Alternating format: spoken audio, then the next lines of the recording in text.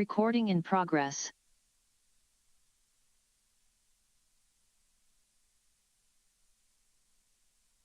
Tuesday evening, February 28th, 2023, meeting of the Planning Commission to order. Would you please rise and join me in the Pledge of Allegiance? Pledge allegiance to the flag of the United States of America and to the republic for which it stands, one nation, under God, indivisible, with liberty and justice for all. Great. Welcome, everybody. Nice rainy evening out there. Okay, the first item of business is roll call. Let the record reflect we have two absent, Commissioner Becker and Commissioner Pitapan. They're both out. Item number 2 is minutes. B1, approval of the minutes of the regular Planning Commission of February 10th, 2023. A motion would be in order. I make a motion. I'll second. Okay, it's been moved. Commissioner Bogovich, second Commissioner Aguilar. All in favor signify by saying aye. Aye. Aye. Motion carries 3 ayes, 2 absent. Written communications, item under C. Any written communications? Additional? Sorry. No additional written communications Okay, received. good. Okay, item number D is oral communications. Anyone wishing to speak on any planning item not on our agenda this evening may do so. Is there anyone in the audience who would like to speak under oral communications? Nope. Okay, seeing not. Is there anyone on Zoom that would like to speak under oral communications? Not tonight. Okay, fine. We'll close oral communications.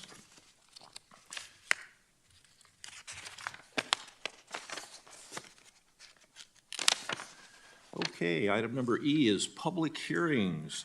E1, a public hearing to consider a general plan conformity finding regarding the sale of 2 parcels located between Interstate and 38600 Cedar Boulevard, APNs 092A-2585-012-001 and 092A-2585-031-00.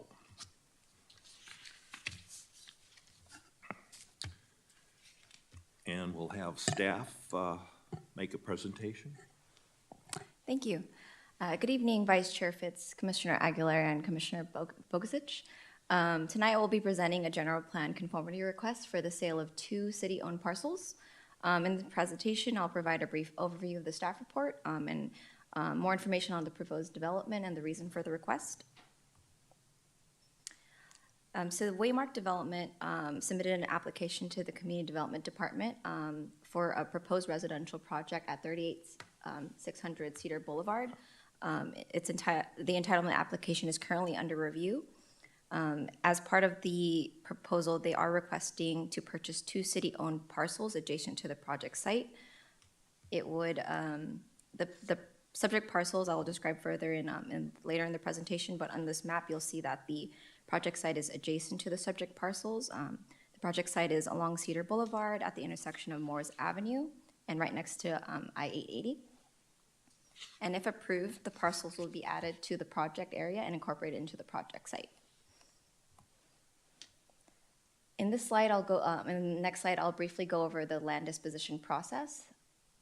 In the City Council meeting on February 23rd, which was last Thursday, the City Council adopted resolutions to 1, vacate parcel 1, which I'll describe later in the presentation, declare the parcels exempt surplus land, authorize the city manager to execute the sale, and find the sales of the parcel exempt from CEQA.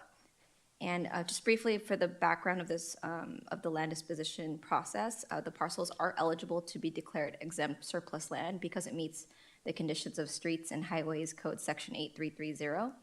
And those conditions are it is impassable for vehicular travel for a period of 5 consecutive years, and no public money was expended for the maintenance of these streets. So there's a remnant of Timber Street, and the other is a vacated state highway. And this exempts the city from being required to offer the surplus land to affordable housing developers first or other entities before offering it to another entity. And the current step is the item before you today. The Planning Commission must find by resolution that the proposed sale of the 2 parcels conform with the city's general plan. This step could occur concurrently with step number 1, and as I mentioned, step number 1 has already occurred. The third step, which is currently in the process, the city must notify the California Department of Housing and Community Development of the City Council's exempt surplus land determination, and this must occur 30 days prior to disposition. Lastly, the last step is the developer must close on the sale of the parcels after obtaining City Council approval for the entitlements. So the project must obtain approval before we can sell the parcels to the developer. In this slide, you'll see a highlight of the purchase terms. So the Cedar Boulevard Townhomes LLC, that was formed by Waymark Development, which is the developer. The price of the parcels is $156,000, which is equal to the appraised value by the appraiser hired by the city. The parcels will be purchased as is, and the close of escrow must occur within 120 days after City Council approval. So this can be earlier, it could be extended if needed, but that's to the extent of the agreement. And as I mentioned, it has to be the property has to be purchased by the adjacent property at 38600 Cedar Boulevard has to be owned by the developer at the time of the sale, and at this time they already purchased the property. In the next few slides, I will go over the parcels and its characteristics and generally where it's located. So you'll see here in the yellow outline is parcel 1. That's the parcel that was conveyed to the city by the state of California in 1959. And in orange is the portion of Timber Street that's owned in fee by the city. Some characteristics of the parcel. Both parcels are currently informally used by Pape Machinery, which is the current business on the project site. It's mainly used for vehicle and equipment storage. It cannot be accessed by a public right-of-way, so you have to go through the project site to get to these parcels. And lastly, there are easements currently running horizontally across the parcel and from the parcels through the project site. So the adjacent property does use the parcels in some ways, and also utility companies as well have some rights to these parcels. Parcel 1, this one is approximately 46,000 square feet. It's adjacent to Highway I-80. And parcel 2, as I mentioned, the state of California determined the land was no longer necessary for state highway purposes, and in 1959 it was conveyed and accepted by the city. As for parcel 2, it's approximately 74,000 square feet. It's right next to parcel 1 and the project site. It is a remnant of Timber Street, owned in fee by the city, and it was vacated by the city council in 1969. So the item before you today is required per Government Code Section 65402, and that is the Planning Commission must find that the proposed disposition of city property is in conformance with the general plan. The parcels have a medium density residential designation. It's the same designation as the project site. It's primarily intended for medium density residential uses such as garden apartments and condominium units, as well as townhomes, which is what the adjacent property is proposed to be developed as. This slide briefly shows the general plan policies that the sale would be consistent with. Generally, I'll go over each one. So land use policy LU 3.5, work towards the eventual replacement or relocation of non-conforming industrial and heavy commercial uses located within areas designated for residential use. On the general plan diagram, so as I'm sure you know, there's several sites northwest of the project site that has been already developed into medium density residential. There's also another project that is adjacent to this project that is under review for another residential development. And the project site will eventually be redeveloped into residential development, so it's consistent with that. And as for the housing element update priorities, assist in the development of housing opportunities and accessibility for all economic levels in the city, remove constraints that hinder the production and conservation of housing projects. So the parcels would be used as part of the project area. It's currently proposed as common open space area for the project. So it would be assisting the developer in complying with development standards to get the project approved. Lastly, the proposed sale of the parcels is not subject to further environmental review under CEQA. Since the finding does not authorize the sale of the property or approve any development thereon, it can be seen with certainty that the general plan conformity finding will have no impact on the environment. In conclusion, staff recommends that the Planning Commission find by resolution that the proposed sale of 2 parcels located between IA-80 and 38600 Cedar Boulevard conforms with the city's general plan. If you have any questions, I'm here to answer them. Thank you. Great, thank you for the presentation. Any questions of staff before I open the public hearing on this item? Just really quick, the amount that was appraised in January of 2023, that's for both parcels? Yes, that's for both parcels. Okay, I have no questions at this point. At this time, I'll open the public hearing. Anyone in the audience wanting to comment on this item? Item number E1, it's a public hearing. Seeing not. Anyone on Zoom wanting to comment on this item? No commenters on Zoom tonight. Okay, no comments, okay. Since there's no comments, I'll close the public hearing and bring it back to the commission. Any discussion and also a motion would be in order. Question, what happens if the developer doesn't move forward with the project? So if we move forward tonight, it's deemed surplus, developer decides not to move forward, what happens to the land at that point? So the sale of the parcels is contingent on the approval of the project. As I mentioned, the sale would not, or the close of the sale of the purchase of the properties is required within 120 days of project approval. So since the City Council has already adopted resolutions to vacate and declare the land surplus land, that's been finalized, but the sale would just not go through. So Okay. if the project did not move forward, we would still own the parcels. Okay.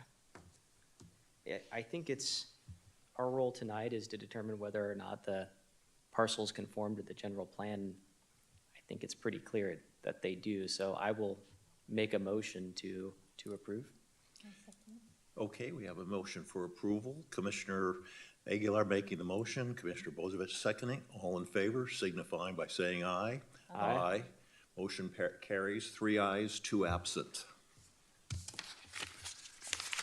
Okay, nice little piece of business.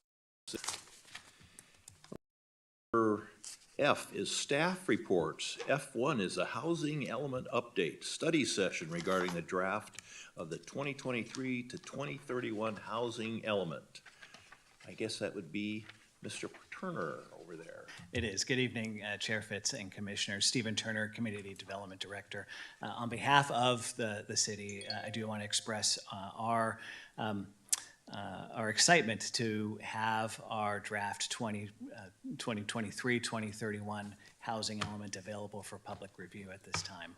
It's the result of over a year's worth of work by city staff, our consultant team, and members of the community, including members of the Planning Commission, to provide input with regards to goals, policies, programs, and those types of priorities that the city should have over the next 8 years as we plan for housing, and particularly affordable housing, in a fair and equitable manner across our community. The housing element builds off of the City Council's affordable housing work plan that was developed a few years ago. And one of the primary purposes or elements of that work plan was to begin work on the housing element update. And so as a result of all of that work, we're at the point now where we are able to discuss the draft housing element in public. And we will look forward to certainly this meeting and your comments tonight, but also a robust public engagement period over the next 30 days in getting comments from as wide of a broad spectrum of our community as possible, so that we can take those comments, edit the document and send it to the state for their review and hopefully ultimate acceptance. So the presentation tonight is going to be led by Paul Penninger, the city's affordable housing consultant. And he's been our primary consultant working on this project along with his colleague Clara Cheeves, who is also participating tonight. Both Paul and Clara are on Zoom, and so I'm going to try to work some magic to get them up on the screen and get their presentation going. So I will turn my microphone off and attempt to do that. So one moment, please.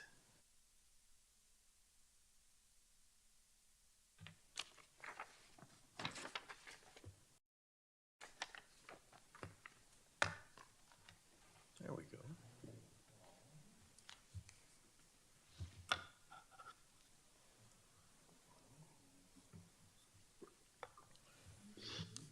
Paul, can you hear us? Yeah, I can hear you. Can you hear me? Yes, we can. Yes. And you should be able to share your screen with your presentation. So, am I sharing my screen or I thought you were going to advance it from on your end, Stephen? I can attempt to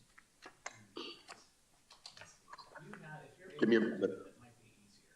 And I'll call it up. I apologize that I'm not there in person. It's thank you, Stephen, members of the Planning Commission.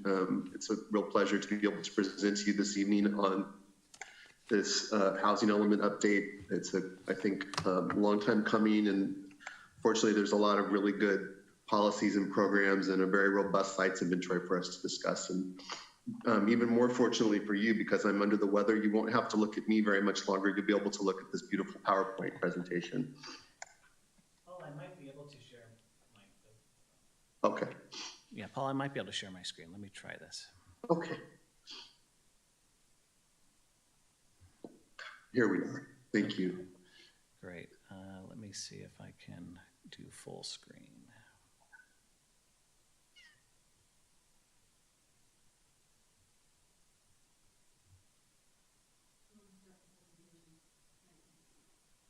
Great. Okay, Paul, I will advance the slides as you narrate. Thank you very much. So next slide, please. So tonight, this is about a 20-minute presentation. We're going to give you an update on the housing element update process. We're going to focus in particular on goals, policies, and programs, and on the city sites inventory, which is really the kind of core of the housing element update process. And then finally, we're going to address the timeline for getting a fully adopted and certified housing element for the general plan. In terms of the housing element itself, as we've presented to the Planning Commission and the City Council before, California state law requires that the housing element be updated every 8 years. It's an integral part of every city's general plan, and it needs to be consistent with the city's land use element, zoning code, and other aspects of the general plan. It's a complete update of all of the city's housing policies and actions, and very importantly, as I said, it identifies locations, housing types, and the number of homes to be built, to be accommodated rather, to be planned for by AMI level by 2031. So what goes in the housing element? You'll notice a lot of variety in the way that consultants and jurisdictions prepare housing elements, but in essence, there are kind of six main sections, and this is how we've organized Newark's housing element. First, we talk about community engagement, what the overall process has been for getting feedback from the public, from key stakeholders, from the development community, from the City Council and the Planning Commission, and elected and appointed officials, and really describe that as a building block for the rest of the housing element. Then we have a community profile, which includes a needs assessment, and in this housing element update process, we're leaning very heavily on a data package that was provided by ABAG MTC that's already in compliance with state law, and that's included as an appendix. And we've built on that and provided a little bit more narrative and detail about a community profile. Very importantly, and this is something new for this housing element update, in Chapter 3, we have a section on affirmatively furthering fair housing. And this is really everything that local jurisdictions are being asked to do to make sure that housing opportunities are fair and accessible to all members of the community, by race, ethnicity, national origin, and many other protected categories.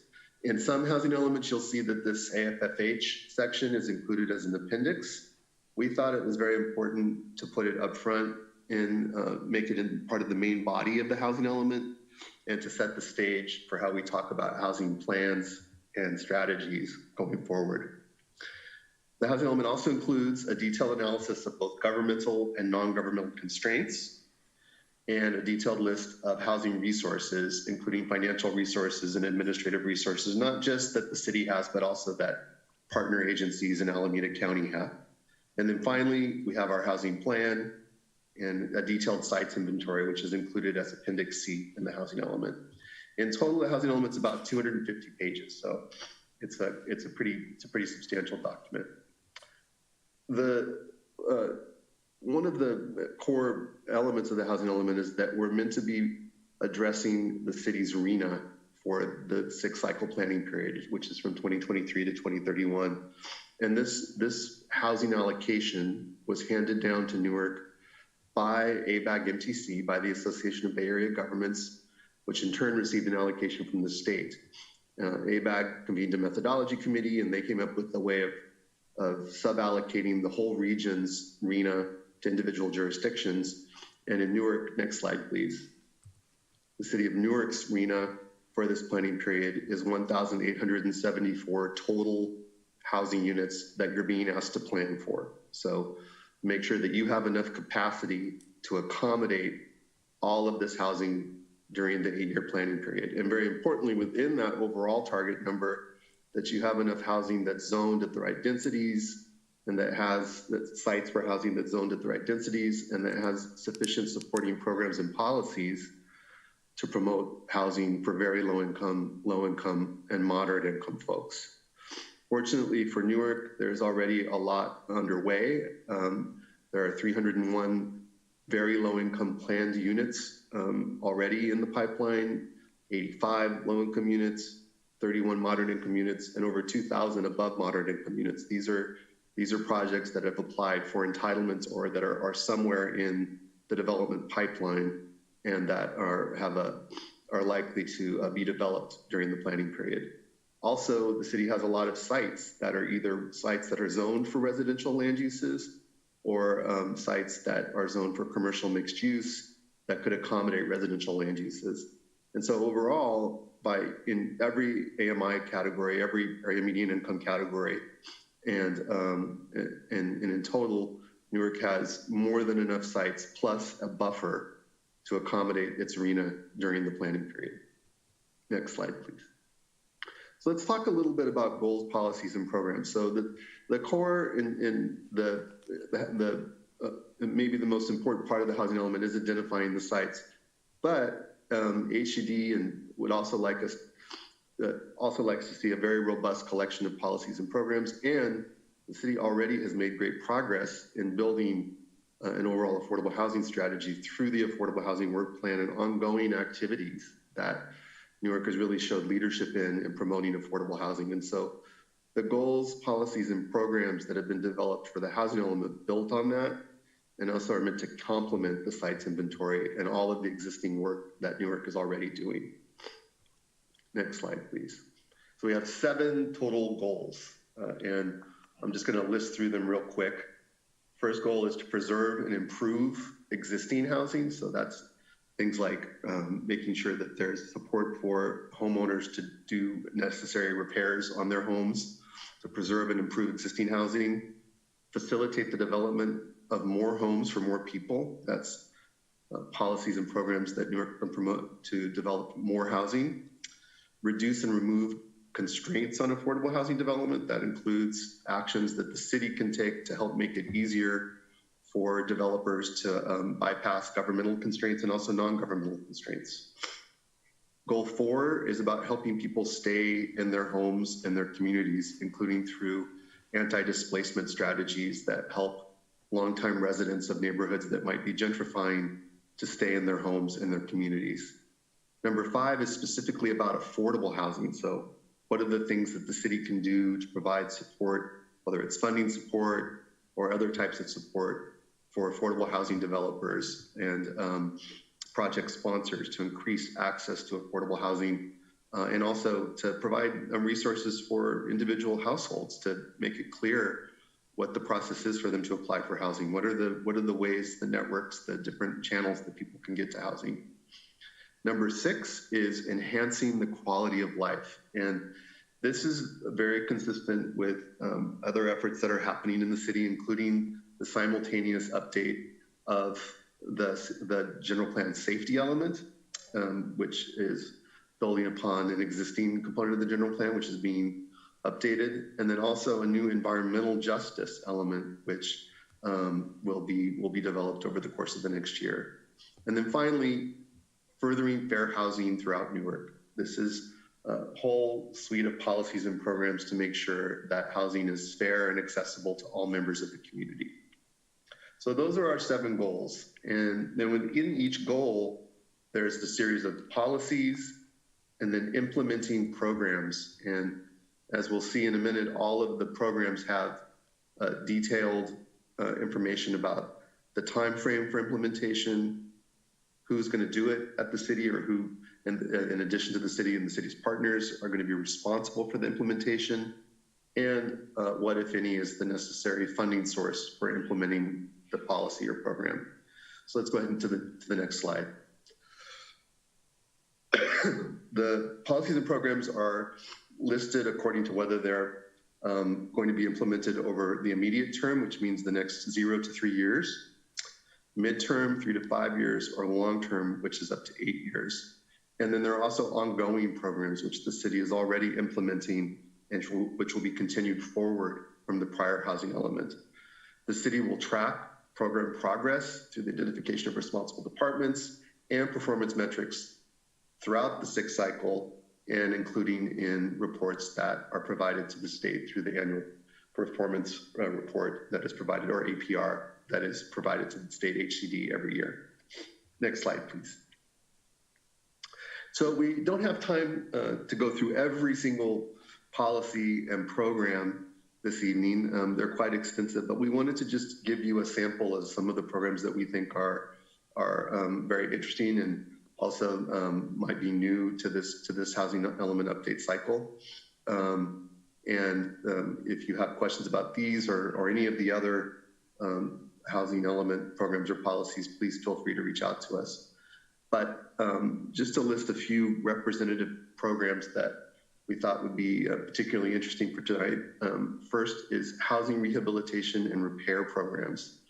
So this is a continuing or ongoing program that's continuing over from the last housing element, which will continue the partnership with Alameda County's housing rehab and minor home repair program.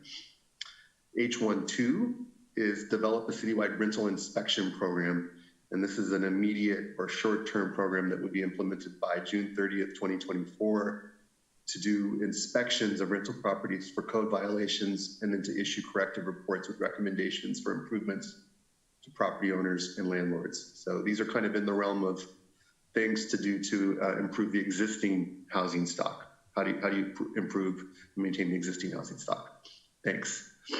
H21, so where you see the highlighted programs, this means that they're things that are required by new state laws. And in H21, which we've titled New Housing Options Close to Existing Services, such as schools, parks, and grocery stores, what we're doing is putting forward a program to implement state laws SB 9 and SB 10 in order to create more opportunities for missing middle housing. And what that means is that the city would provide ministerial approval of housing developments containing no more than 2 residential units on lot zone for single family residences.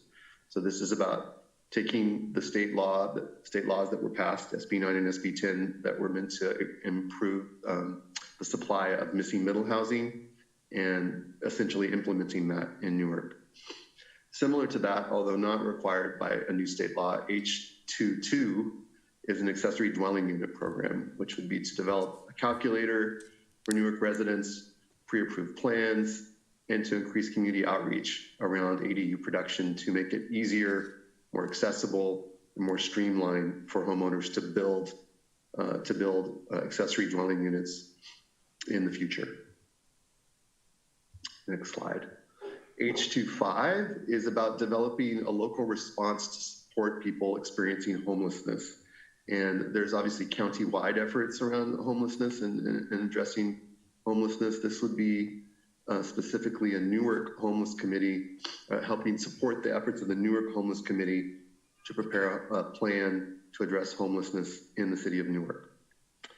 H32 would be objective design standards. So this is something that most jurisdictions in California are working on, and it's also consistent with what the city is being asked to do under SB 9 and SB 10, which is to create objective standards that developers and property owners can access to know, what is consistent with the city's vision for development around both single-family and multifamily developments and infill housing. Next slide, please. Another important program that we wanted to call out in this presentation is assessing and updating the city's impact fees. So making sure that the impact fees are fair and that they're also fairly compensating the city for the infrastructure that's being provided and to support new development. So assessing and updating the impact fee schedule.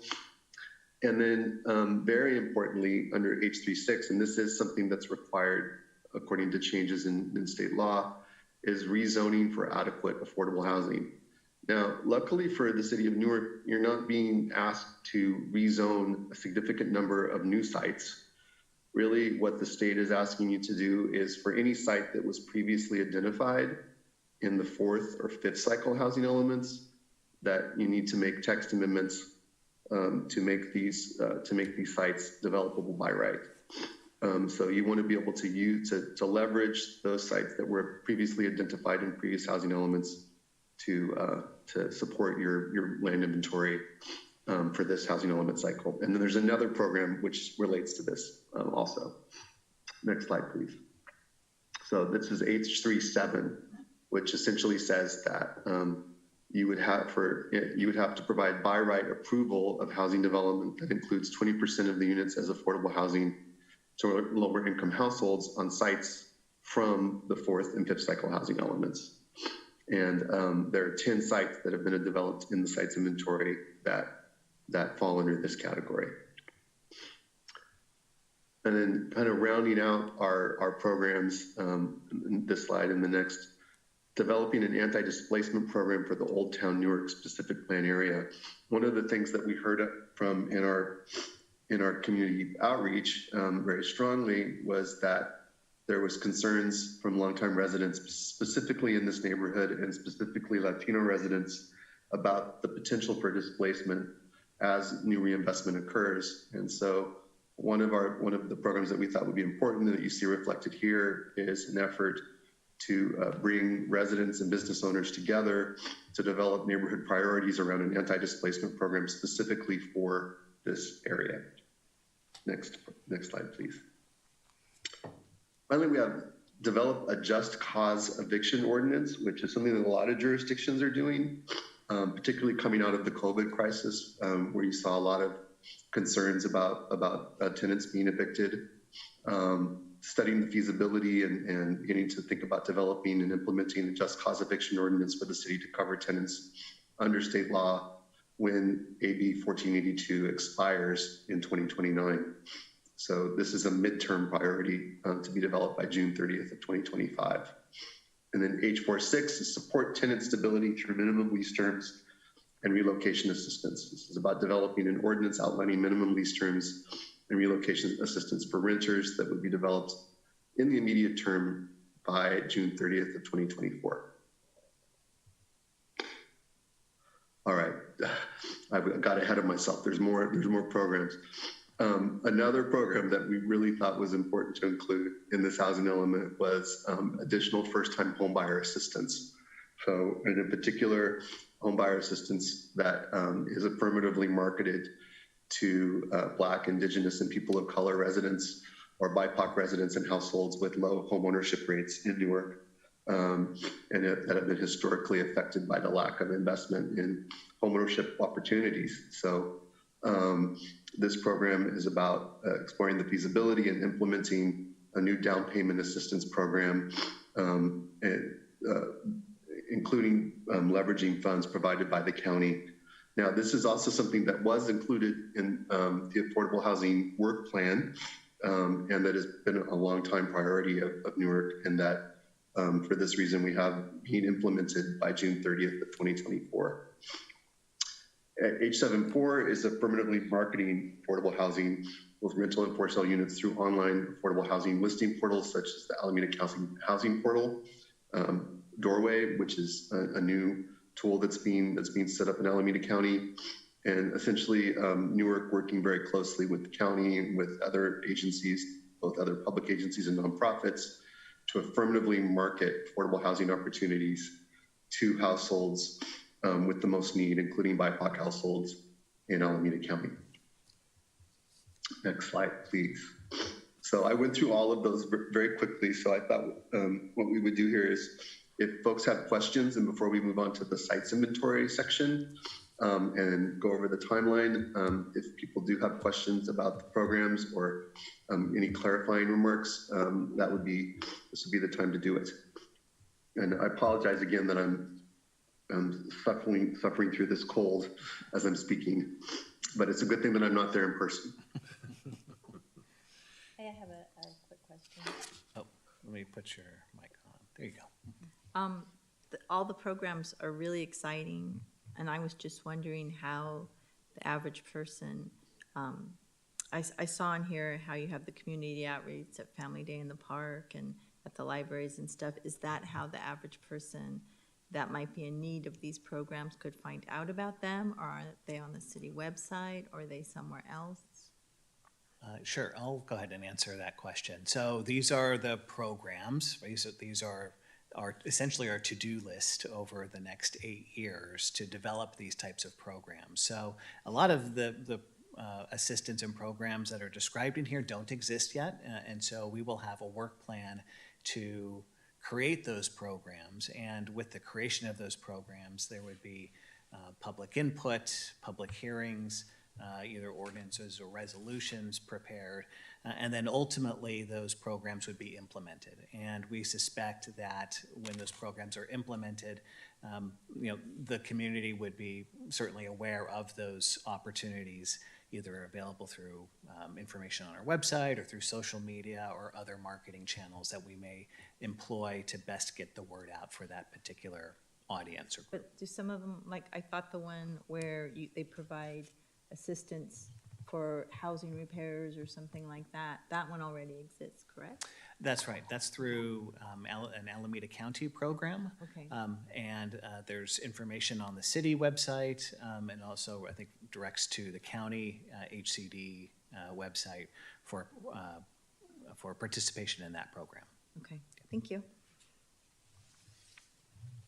I have a couple questions. Yeah, sure, go ahead. Thank you, Paul. That was a fantastic presentation, and I could tell you're battling there, so I appreciate. Well, there's more left, so don't get too excited. You're gonna have to talk a little bit Okay. more. Before you jump, if you could we go back to section? It was, I think, item H36. Okay, sure, yeah. Okay, that I just wanted to read it real quick. We're gonna read it, rezoning of adequate affordable housing. Okay, so this program will provide a minimum density of 30 DU an acre for sites to accommodate lower income RENA units. So with this question, is the intent here all sites on the housing element go to a baseline of 30 DU per acre? Not all sites. I think, so there, it's an excellent question, because there's a lot built into this program that's not fully explained. There's this concept in housing element law of default densities, and Clara, feel free to jump in at any moment.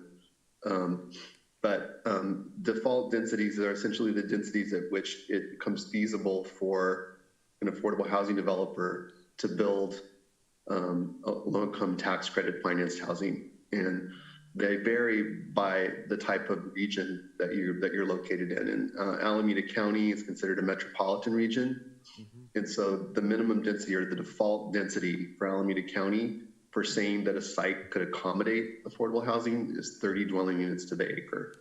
So for sites that are identified as being potentially accessible for or available to developers of affordable housing during the planning period, you want to see minimum densities of 30 dwelling units to the acre to accommodate lower income RENA. I think that we could probably do a better job of writing this program as I'm looking at it now, and luckily there's some time to take into account your comments. So we'll see in a minute before we submit this to HCD.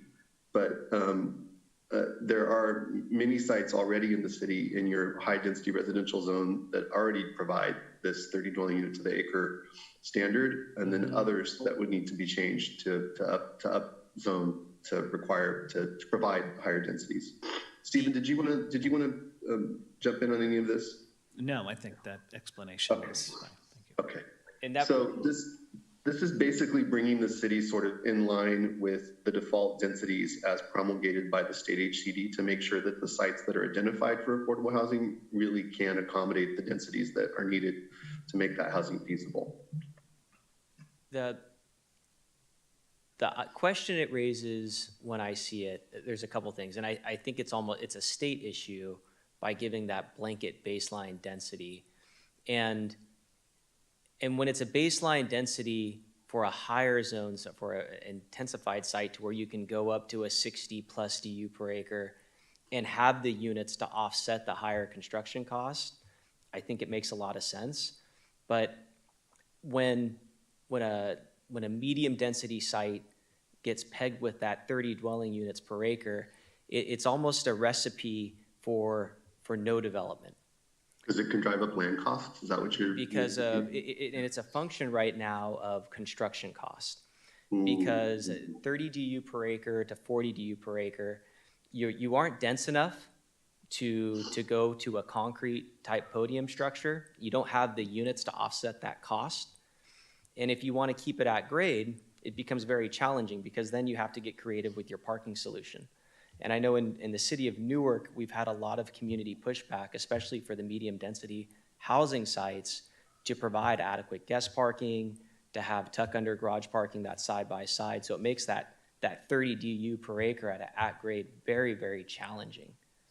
And so I don't know what we can do, but with just some food for thought as we go through, and if we're looking at sites, if there are sites that currently are 20 to the acre, and we're gonna hit it with the baseline 30, it'll be very challenging for that site ever to get developed. And so I know it's kind of a push and tug with the state, because on one hand, the state's saying, hey, municipalities, you have to go identify an X amount of sites to kind of meet this affordable quota.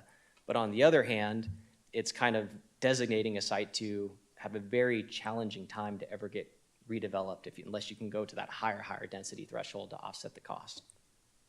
So nothing to do here today, is more or less a comment and something if we can work through hopefully with the state as we identify some of these medium density sites, and hopefully can keep them at a baseline to where we can have it developed in the future, and maybe there's changes to our affordable housing policy to where they're built on site. Thank you. That's helpful to have that comment. Thank you. That's good. Okay, yeah, I just had one, I think it's more of a comment rather than a question, is that we're talking about the accessory dwelling unit calculators. I think this accessory dwelling got really a lot of legs for the future of development. And if I heard that correctly, they'll have some kind of pre-approved plans for ADUs that property owners could come in and take a look at, and that might be already approved if they build it like that. Are we getting that fine detail, or is that just a goal? I think we ultimately could get there. Many other municipalities are coming up with pre-approved plans, meaning Yes. they've been vetted through the building division. There's a sense of what utility connections would be needed, what the cost would be, and having pre-approved plans can reduce the overall cost of ADU development. So we've heard that from a number of community members as something that would be helpful. So I think it's certainly in the realm of possibilities that we would have a program Down the similar road, to that. because I think the city of San Jose is doing something like, some of the larger municipalities have more staff to do that, but I think that's a good thing that's a good goal. I think that's all I have right now. I'd like to hear some more of the presentation if we want to move on. Great. Great. I just need to get the presentation working again. So one moment, please.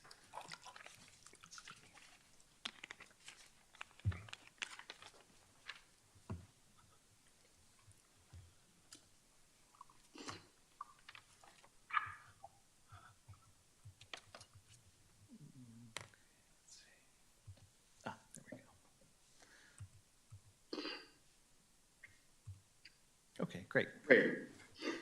Well, let's continue forward with sites. So what we're going to do is talk about where the housing sites are located vis-a-vis specific plan areas and priority development areas, and also some other characteristics about the city's sites inventory. Next slide, please. So as I mentioned before, there are kind of two big buckets of sites that we looked at, just to simplify the analysis. One major bucket is pipeline projects. That is projects that are somewhere in the development approval process.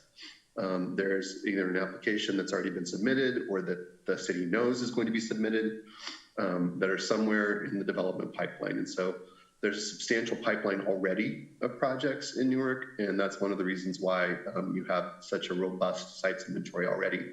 So these are identified in the sites inventory and called out separately as we map them and describe them in the narrative of the sites inventory. Secondly, we have opportunity sites, and these are sites that are either vacant or non-vacant, residential or commercial mixed-use sites that can accommodate housing during the planning period. So Newark, like most jurisdictions, is, in the kind of urban core Bay area, is largely built out. There aren't that many vacant residential sites that can accommodate new multifamily housing, for example. And so a lot of the sites that we're looking at are non-vacant sites or sites that were previously developed with something else that need to be redeveloped during the planning period. And so we're looking at analyzing those sites for what the realistic capacity is to accommodate housing, what the impediments might be to accommodate housing, and what programs or policies the city can deploy to address governmental and non-governmental constraints to making these sites work. Next slide, please. So this is the overall map of where the sites are located in the city of Newark. The projects that are identified in kind of this beige yellow color are the ones that are in the development pipeline. You can see, for example, phase 1A of the New Park Mall specific plan area is identified as site 3, and that's over 300 units of multifamily residential housing, including a significant portion of affordable, low-income, and moderate-income units. And then the sites that are in this kind of orangey, burnt orange color are sites zoned for housing. These are sites that are opportunity sites, as I described before. And then we have an insert for the Old Town area because the parcelization in the area, many of these sites are smaller, might need to be assembled to make really a developed parcel, and a little bit harder to understand without having a call-out map. Next slide, please. So by specific plan area, a substantial portion of the city's RENA is being accommodated in one of these 3 specific plan areas, including, very importantly, in the New Park Place specific plan area, in Bayside Newark, and then in Old Town. And as you can see, overall, you have 1,200 units. Now, this 1,200 units is inclusive of above moderate, low, and very low income. And also for Bayside Newark, you have 1,269 units, and then Old Town is 474 units. Next slide, please.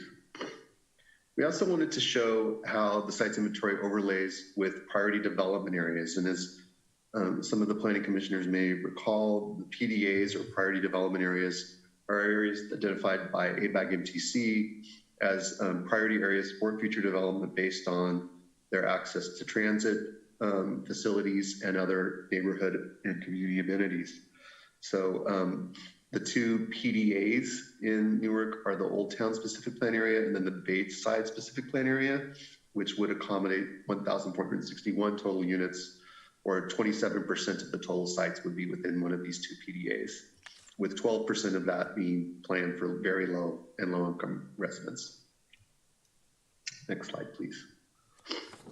A very important piece of analysis, which all jurisdictions are doing and which we've spent a lot of time on in updating the Newark housing element, is looking at access to opportunity. How does identifying these sites help to enhance access to opportunity? And what do we mean by that? We mean access to employment, to community services, to education, to transportation facilities, to parks and open space amenities, and to other factors. So And one way to measure this is to look at where sites are vis-a-vis state tax credit allocation committee defined areas of highest opportunity.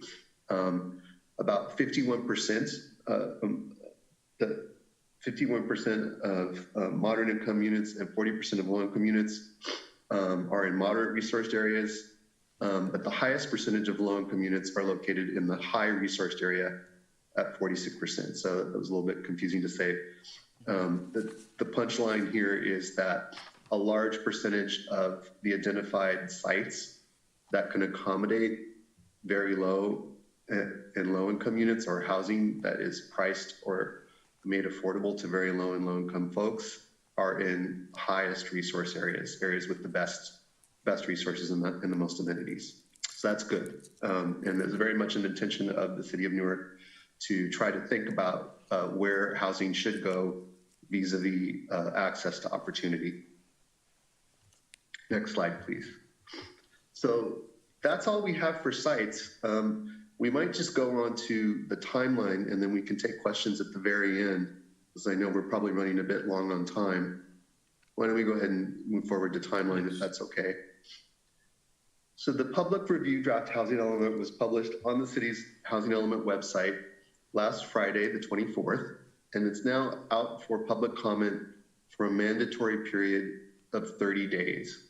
And during that 30 days, the city will be soliciting feedback from a full spectrum of the community through online and social media channels, but also through in-person meetings and through community engagement efforts on the ground.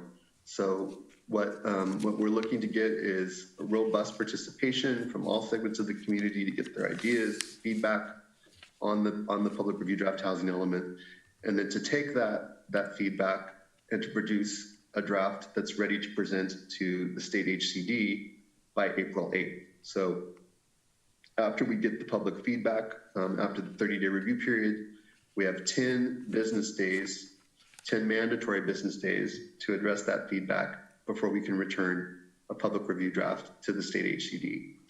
Once we've delivered it to the state HCD, it will be in their hands to review, and they have a full 90 days before they return comments to us, before they have to return comments to the city on the review draft.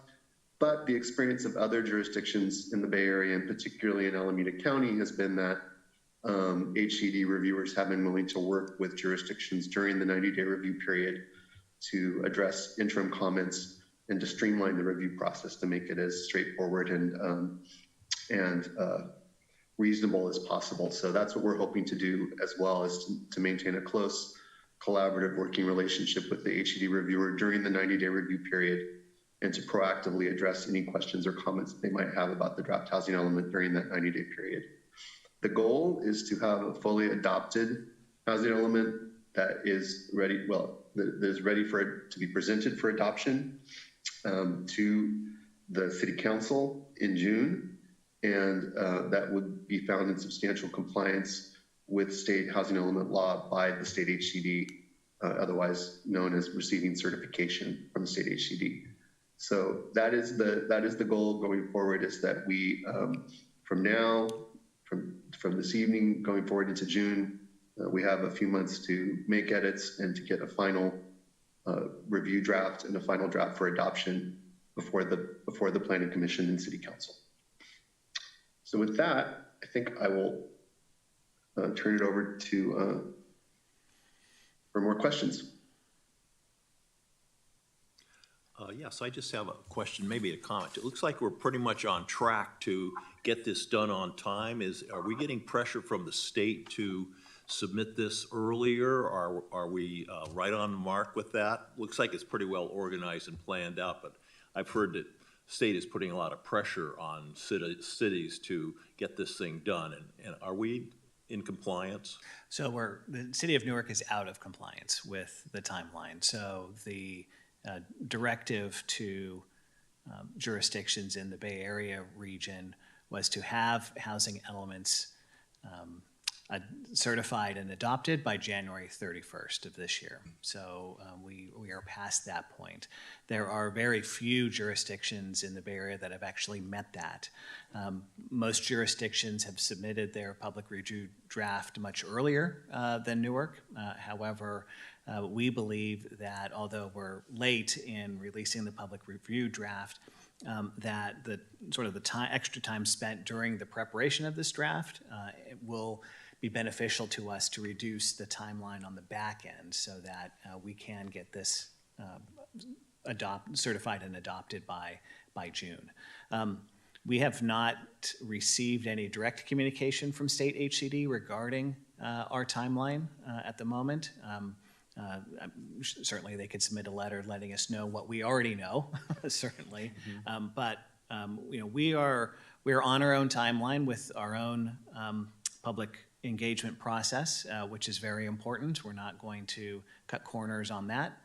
We are looking to get robust comments and make meaningful edits that will improve the draft document and all for the benefit of our community, but certainly showing HCD that Newark is taking this seriously and that we have a lot going for Newark, being a community that has demonstrated our willingness to provide housing within our community. We've built thousands of units over the past 8 years.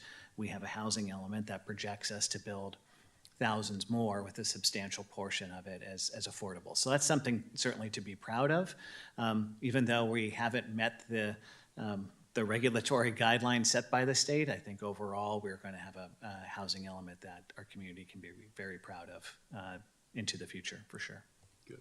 And it's quite true that other communities are behind on that schedule too, I think. Well, So, yeah. certainly not meeting the January 31st date, and you know, they're one of the, again, greatest benefits for Newark is that we have so many housing sites Right. that's available, and we have, you know, really through the zoning ordinance update that took place in 2018, many of our zoning districts, you know, were essentially upzoned in terms of site development regulations, in terms of density. So, you know, many of our, you know, medium, high, and high density districts where many of our sites are located, you know, already accommodate at least 30 units per acre as a minimum, and going up to, or I think 60 units per acre, if not more in some areas.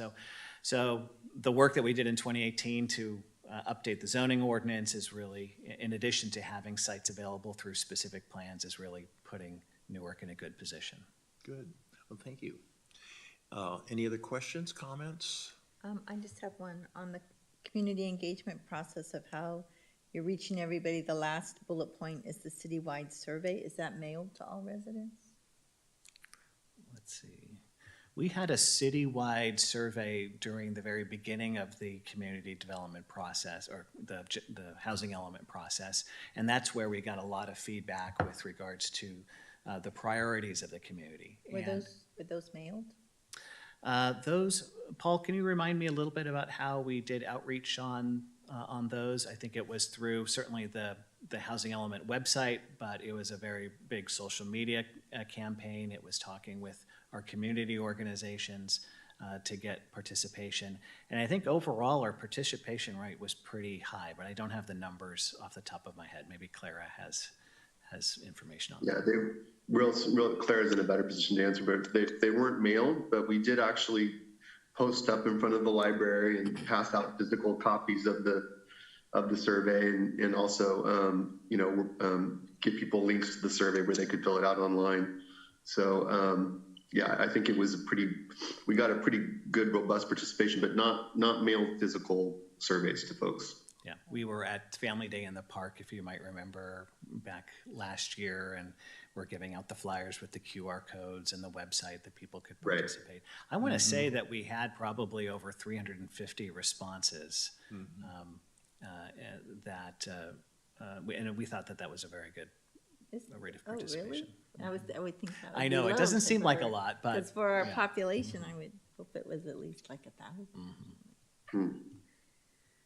Have they thought about like doing outreach to schools, like to send it home with kids? Well, absolutely. Well, in terms of the survey, I don't believe that we are looking to do a survey at this point Okay. in the process, but we want now folks to kind of get their hands on the draft document itself. Okay. And part of that still involves the relationships that we've built over the past year. So we are offering ourselves for one-on-ones and Zoom meetings with community organizations to go over, sort of similar to the presentation Paul gave tonight, the housing element and what's in there and what their initial feedback is.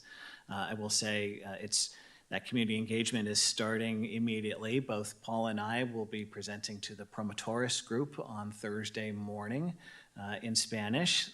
Thankfully, our housing element consultant, Paul Penninger, is a fluent Spanish speaker, and so that information will be provided to them in the language that they're most comfortable with. And we're looking to create kind of a small group of promotora that might be able to advise us on a one-on-one basis. So they're going to be an incredibly important stakeholder for us in terms of outreach to the community, for sure. And then on March 22nd, I guess there'll be a community workshop for people can be invited to that, We right? will be giving a presentation. It likely will be a virtual meeting, Yes. but something that we can do a presentation similar to this, and again, get comments and feedback from the community Sure. that way. We also will be, again, at Family Day at the Park on April 1st, for sure, and take any last-minute comments in before we send it to the state. And we're looking at other ways that we can get the word out. We think we're going to have a pretty robust social media campaign on our Facebook page, remind people that the document is there, maybe highlight some key components of the housing element that are quite unique and innovative from a Newark perspective, and get people sort of excited about the fact that Newark has a plan and some robust policies and programs, again, for over the next 8 years. Good. Any other questions of staff? You good? Okay, I think, thank you for that report. That was just very comprehensive. Yeah, very good. That was great. And, okay, so that was I'll just just for, say thank you to Paul and to Clara Yes, for thank your you. presentation. Thank you both. Thank you. I Hope you hope feel you get feel well better. soon, yes. Thank you for putting up with me this evening, and yes. And congratulations on having this draft done, and I'm looking forward to getting feedback from the community and moving forward to an HCD review draft. Thank you. Great. Okay, thanks. Okay, so that was item number F1. Now we can, is that gonna talk about that item, I guess, right? Housing elements. Okay, so now we can go to G, commission matters. Are there any commission matters that we should be concerned about, sir? I will say that I'm not entirely prepared to let you know of any commission matters for tonight. I might look to my colleagues to see if there's anything in particular that we wanted to highlight for the commission. I think from a FYI perspective, I will state that Newark will be hosting the Alameda County Mayor's Conference next week on May 8th. So the Alameda County's Mayor's Conference is what you might expect. It's representatives and mayors from all Alameda County jurisdictions. They meet monthly with a rotating host, and next week Newark will be hosting that group. They'll have their meeting here in council chambers, get a tour of the library, and go through a typical program. But it'll be a nice opportunity to show off our facilities, allow Mayor Hannon to give an overview about the good things that Newark is involved with, and then have a robust discussion amongst the mayors and their representatives. That'd be the first time we hosted something like that in the new facility too, right? Absolutely, that's right. Great. Yep, so that Yeah. will be a good opportunity. Art, Carmelisa, anything from I think your just side? in terms of the next planning commission meeting, we are expecting to have one on March 14th. Hopefully we can have everybody here, and we'll expect to have, Carmelisa has a project, the Robson Homes project out there on Cedar, one of the areas we're talking about. And hopefully if we have everybody here, we'll do election of officers also. Good. Okay. Okay, so that concludes item number G, commission matters. Any planning commissioner comments? No comments tonight? For me tonight. Not for me either. Okay, now we come to my favorite part, adjournment. Okay. Thank you.